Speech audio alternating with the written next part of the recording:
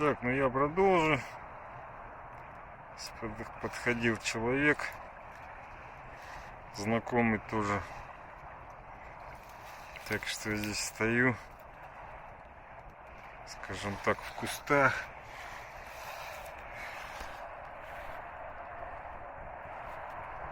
Прижатый костром к деревьям.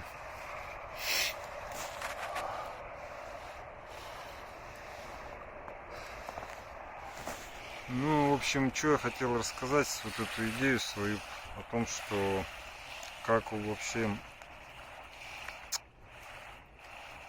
ну, как улучшать в больших социальных системах, как размером с государства, как такие большие системы, как в них, так сказать,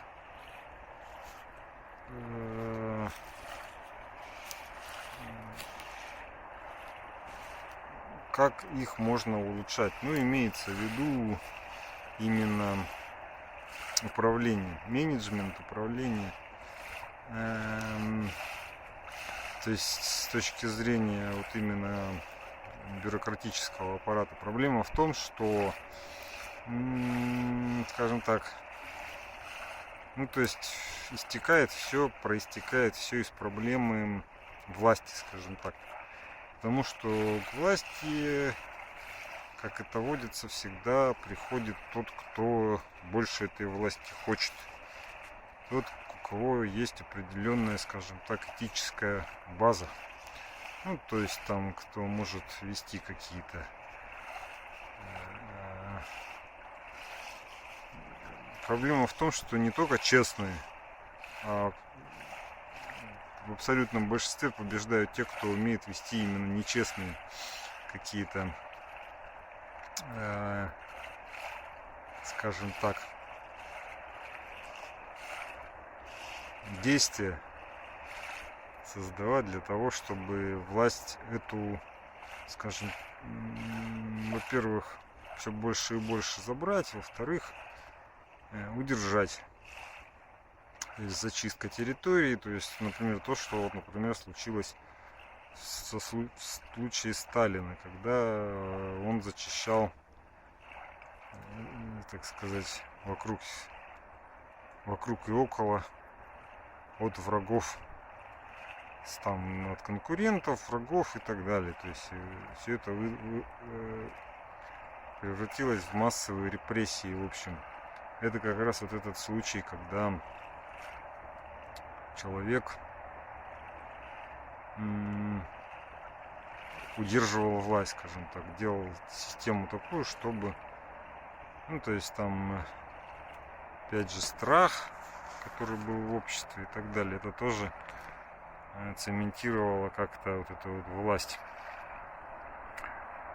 Ну, в общем, проблема есть. Проблема в том, что, ну, практически бюрократия сама по себе, она, я уже когда-то что-то про такое то ли писал, то ли рассказывал, то есть она, там есть, например, это институциональная экономика в самом-то деле.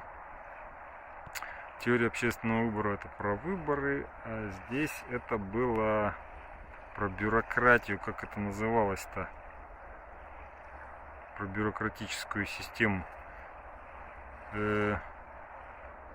Это что-то еще там как-то это называлось, теория, но в общем она относилась то есть про бюрократию, о том, что есть определенные принципы, по которым эта бюрократия работает. Например, я вот до сих пор помню, это один из принципов, это то, что она всегда стремится расти и усиливаться. То есть, как бы, сама по себе бюрократия сокращаться не будет, этот бюрократический аппарат, скажем так. Что мы могли видеть, кстати, когда вот начали вводить электронные вот эти все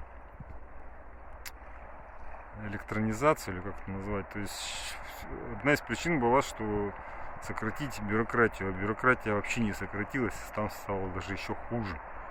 То есть еще появилась электронная компонента, где там все так запутывалось, потому что я помню, как я бегал с паспортом. Это, конечно, Это было нечто.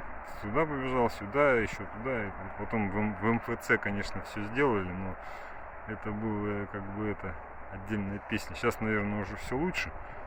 Но просто пример такой был, что бюрократия-то не особо сократилась-то в России. Я не знаю, может быть, она и сократилась, конечно, но по внутренним ощущениям, то есть... Ой. В общем, на всей этой базе, так сказать, и вот эта проблема, так сказать, строится, ну как, рассматривается. То есть, что проблема-то такая есть, что делать с большими системами, чтобы они улучшались, потому что, ну, Россия все лучше и лучше, жить лучше и лучше, а бюрократия, вот посмотреть, ну, может быть, получше стало, может быть, но вот все эти антикоррупционные, все эти политики и программы там, ну, как-то, честно говоря, при всех больших усилиях есть, конечно, результат, но он не такой большой. То есть все равно оно каким-то образом трансформируется во что-то, превращается и снова как бы все так же работает. Вот там опять же взять госзакупки, сейчас они там так забюрократизированы жестко, там вообще тяжело. То есть, ну, по-моему, до сих пор там какие-то случаи бывают, наверное. Ну, по крайней мере, были какие-то новости какое-то время назад. То есть все равно лазейки, скажем так, найти где-то можно. Хотя уже все, конечно, уже не так просто и намного меньше это можно делать, скажем так. Поэтому вот такая проблема есть.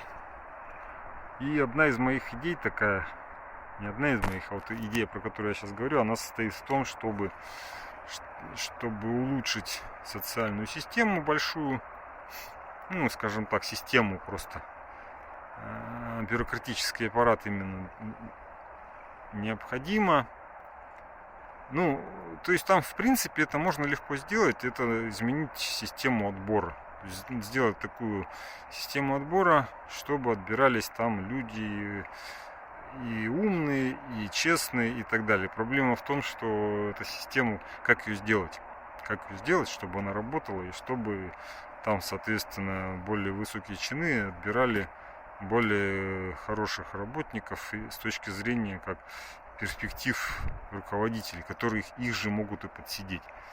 Поэтому, то есть, я думал долго над этой тоже проблемой, и, ну, пока вот нету никакого механизма, я не вижу, чтобы эффективно это можно было делать, вот эту вот систему отбора.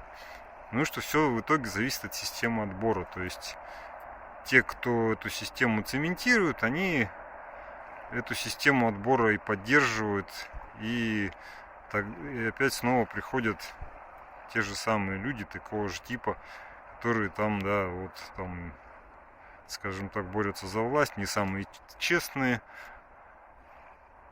хотя пытаются сейчас как бы в государстве все-таки вот этих государственных, ну, то есть обвинить-то их не в чем, с одной стороны, ну, просто так, на уровне теории, конечно, они достаточно сейчас честные, вот высокие всякие чиновники, потому что там как-то уже начали все это блюсти на каком-то уровне, там, с помощью каких-то контроля какого-то жесткого, наверное, по крайней мере. Сейчас вот сравнить 20 лет назад и сейчас, допустим, я думаю, очень большой прогресс, конечно, был сделан в отношении таких высоких чиновников, всяких мэров и так далее. Потому что есть у меня случаи с мэром Бердска, так сказать, не буду говорить его фамилию. Ну, это давно, правда, было. Там реально была прям такая коррупционная составляющая. Ну, людей там гнобили и так далее. Так, ну, в общем, идея моя состоит в том, что необходимо какое-то внешнее воздействие на большую систему. То есть один из примеров этого, откуда у меня вообще эта идея возникла, это именно пример Германии. То есть после Второй мировой войны, все знают, Германия там стала локомотивом европейской экономики. Не знаю, что там сейчас происходит. Говорят, что что-то там очень сильно все порезалось с точки зрения экономики. И там она уже, по сути, наверное, может быть, уже и не локомотив. А уже там с экономикой стало намного хуже. Да, но дело в том, что она все-таки, она была под определенным, она и до сих пор под внешним, ну не управлением, но влиянием большим, и экономическим, и политическим.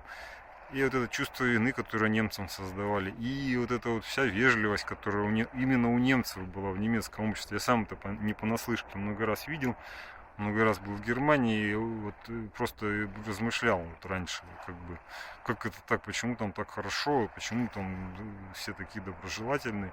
Приезжаешь в Россию, здесь все такие лица, морды кирпичами, и не сильно-то любят друг друга.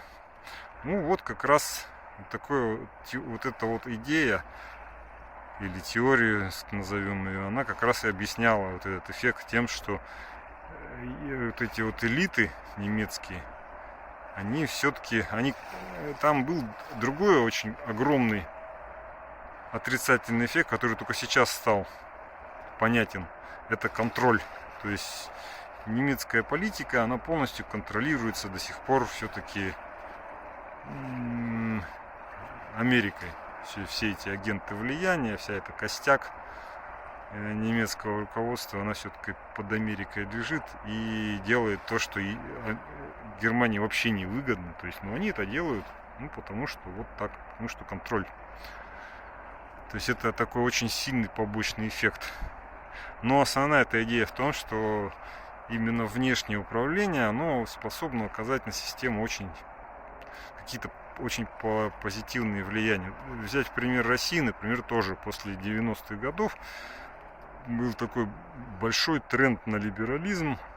Он, кстати, до сих пор еще существует. То есть до сих пор государство старается не трогать, так сказать, какие-то свободы людей.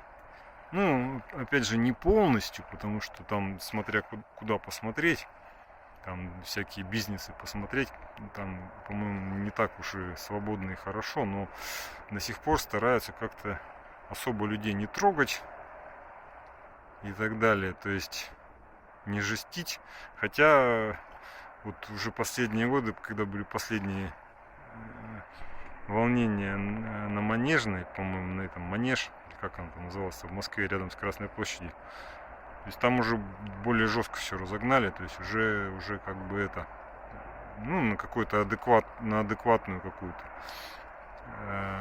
стезю приходят, потому что нельзя тоже все отпускать, когда там агенты влияния иностранные начинают у тебя заниматься твоей политикой, там делать что так, как им хочется.